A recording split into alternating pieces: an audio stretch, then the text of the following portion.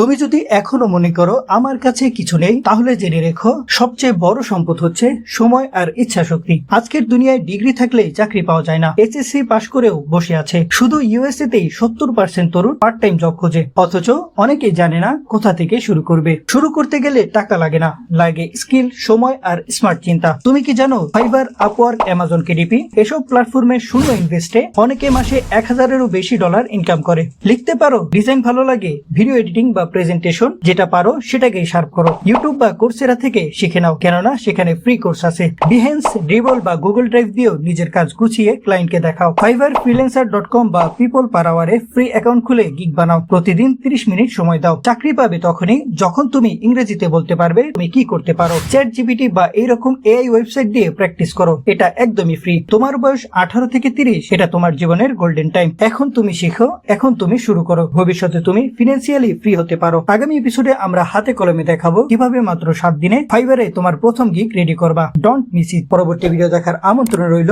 ধন্যবাদ।